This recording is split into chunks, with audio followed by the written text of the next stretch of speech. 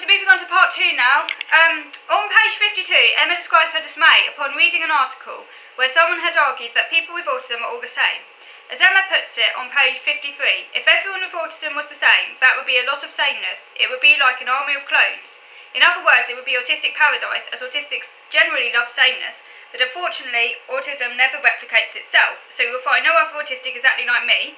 I will find no other autistic exactly like me, even though I keep on trying to find that person, and if I did find that person, all my problems would be resolved, but that's not going to happen. In entry 34, Emma describes her obsessional personality. On page 90, she says that the thing she likes very quickly becomes the thing she loves. She says on page 91 that the moment I have one thing, I want everything else straight away. She goes on to say that it's mainly because I cannot see what's going to happen in the future. I just see it that if I don't get my entire collection instantly, I won't get it. This sums up my own problem perfectly.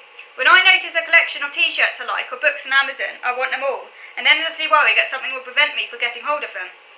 Like Emma, I am working really hard on waiting and trying hard to delay gratification. It's really difficult. On page 125, Emma's mum mentions how supportive parents scaffold their children in learning, and this can mask a child's difficulties until the child has to start becoming more independent. The difficulties which were there all along then emerge. My parents helped me a lot at secondary school with organisation and homework, which I think is why I did not get all the support I should have done, because the extent of the difficulty was covered up by my parents' help. So yeah, I can relate to that. On page 163, issues with change is discussed. Emma loves Christmas, but she needs to make everything exactly how it was the year before, so everything's nice and routine and involves no change.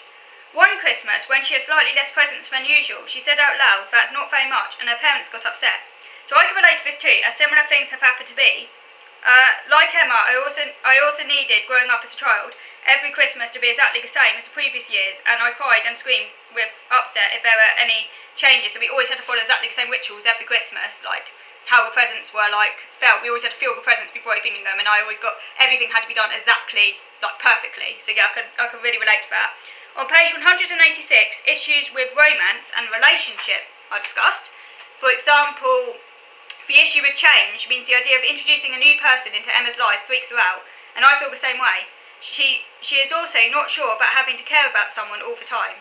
Also, she likes everything in a set place and doing things a certain way, and it would be hard if someone else wanted to do things a different way. Finally, she does not understand the concept of love. So these are exactly the same reasons why I struggle to understand and navigate relationships alongside all the invisible, unfathomable social rules. I thought that Emma summed it up really well there, like all the issues, and I can definitely relate to all of that. Like me, Emma struggles with being unwell. On page 213, she says that she hates things I don't understand, and I hate feeling helpless or out of control. She also feels helpless because being sick messes with her routine, and like me, Emma has a low pain threshold for illness, and so even minor illnesses affect her more because she struggles to deal with bodily change. So this is totally my experience as well. Thankfully I don't get ill often, but like a really minor illness, like a minor sore throat for example, I won't be able to leave the house. Like most people will still be able to go to work and do stuff like that. Like they just leave the house. For me, I would basically that basically makes me bedbound. Like all my anxieties and everything literally go sky high, even if it's like a really minor illness that most people. It's not like, it's a fact that it's a change basically, and so it's almost like, it's literally like I just can't really function at all. Like I'm really bad with any bodily change, and that's why even a small amount of tiredness or anything that's different in my body, basically completely and utterly makes me essentially functionless. So yeah, I can really relate to that, and also having a low pain threshold. It's funny because there's some things I'm not bothered by pain, so it does vary, but other things really affect me. So it's a bit up and down like that. So yeah, definitely relate to that. And I think that's also part of the reason why I've got OCD. And fear getting ill so much. So I'm going to finish this review now. As I say, I've not covered everything, and I did go through this rather quickly because I'm sure my camera's about to run out on me. So sorry if I've galloped along a bit fast in this section.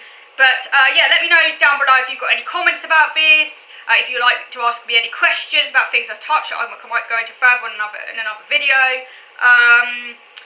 Because I've not covered everything. I've only covered a bit so I can relate to my own experience of being autistic. So I recommend this book if you want an easy book about someone else's autistic experience. Okay, so I'm going to finish this book review now, and I very much look forward to speaking to you again next week. So thank you for watching.